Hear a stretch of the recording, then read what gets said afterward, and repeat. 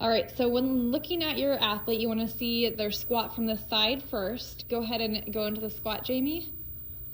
I'm looking to see that she can get into the squat position and her back is parallel to the front shin bones in this. She's able to get her arms up towards her ears without arching her back, and that she's able to get adequate depth for her squat. She's stopped in this position. If she goes any lower, you'll see that her butt starts to tip, so her butt winks, which is called a pelvis tilt. That would be too low for her to go and lift overhead in this position. It would cause increased pain and possible injury to her low back. So we want to avoid going to that depth for your athlete. If you're wanting to get deeper depth, then we need to work on hip mobility to address that. I'm going to then come around to the front of her. And in this position, I'm seeing that she's able to keep her heels on the ground without lifting onto her toes. She has adequate dorsiflexion. She also has her knees parallel. You can come up to standing, Jamie. And that when she comes down, go ahead and go down again, her knees are staying over her ankles, so she's not getting any kind of inward motion at her knees.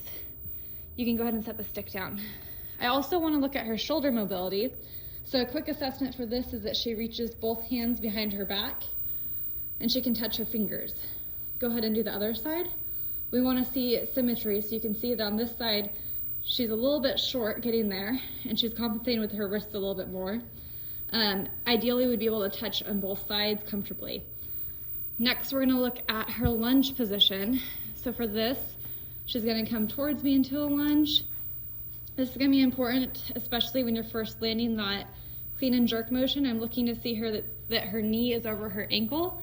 She is not bringing the knee past the toes in that lunge position, and that she's able to maintain an upright position in her back, so she's not leaning forward here.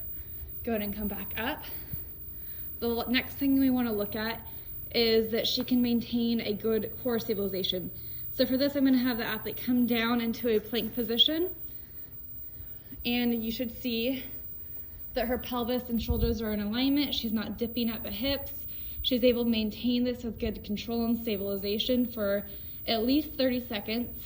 Elbows are stacked underneath shoulders and core is engaged nicely. Go ahead and come up, Jamie. And then the last thing that I want to see is her hamstring mobility. So actually, I think I'm going to have you go onto your back one more time. Sorry about that. And then for this, you're going to keep one leg down and you're going to lift the other one up with your hands, trying to get as much mobility as you can. So she has excessive. Go ahead and drop it down to about adequate range. So we want to get anywhere between 80 and 90 degrees. This is going to be important for deadlift position, that we're not straining the lumbar spine. All right, thank you, Jamie.